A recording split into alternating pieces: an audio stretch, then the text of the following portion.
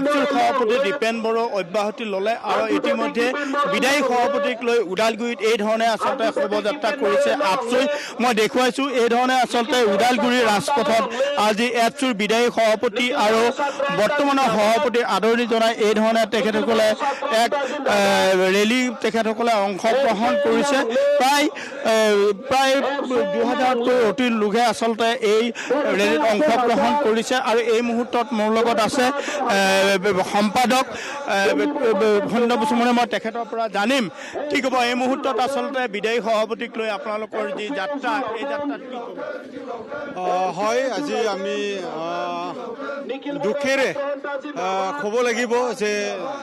নিখিল বড়ো ছাত্ৰ সন্থাৰ প্ৰাক্তন সভাপতি শ্ৰীযুত দীপেন বড়ো ডাঙৰীয়াদেৱক আমি নিখিল বড়ো ছাত্ৰ সন্থাৰ সভাপতিত্ব দায়িত্বৰ পৰা আমি এৰি দিব আমি বিচৰা নাছিলোঁ, কিন্তু সময়ৰ আহ্বান আৰু তেখেতৰ যিটো ডিচিশ্যন সেই ডিচিশ্যনটো আমি সন্মান জনাই পেলাই তেখেতৰ ভৱিষ্যতৰ যি মানে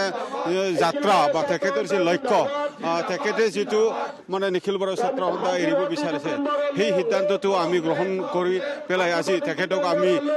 বিদায় দিয়া হৈছে তেখেতক আৰু তেখেতক সন্মান জনাই আৰু তেখেতৰ যি কণ্ট্ৰিবিউশ্যন বা তেখেতৰ যি অৱদান বা তেখেতৰ জাতিৰ প্ৰতি যি কাম কৰি অহা সেই মানে বোৰটো আমি সন্মান জনাই তেখেতক আমি বিদায় যিটো পদযাত্ৰা সন্মান জনাই এই কাৰ্যসূচীটো আমি ওদালগুৰি টাউনত আমি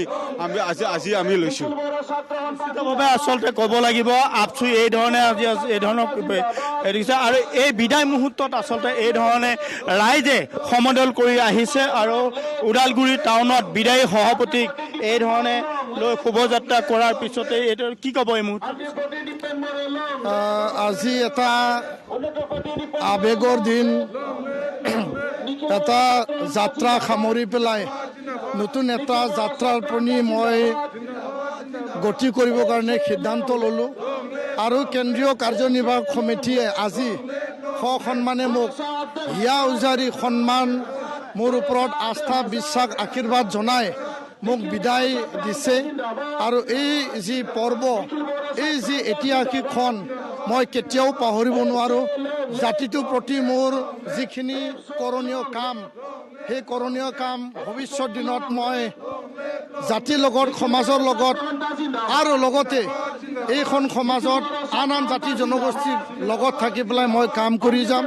আৰু ইয়াৰ কাৰণে নিখিল বড়ো ছাত্ৰ সন্থা সদায় নিজৰ নেতৃত্ব আৰু নিজৰ নেতাক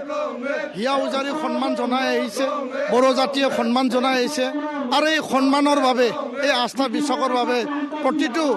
এপছুৰ কৰ্মী আৰু প্ৰতিজন বড়ো ৰাইজক আৰু অসমবাসী বড়োলেণ্ডবাসী ৰাইজক মই আন্তৰিক কৃতজ্ঞতাৰ মই সন্মান মই তেওঁলোকক যাচিছোঁ। ধন্যবাদ। আচলতে মই সামগ্ৰিকভাৱে দেখুৱাইছোঁ এই দৃশ্য। মুস্তাফিজ হুছেইন এই মুহূৰ্তত আপোনাক ধন্যবাদ জনাইছোঁ।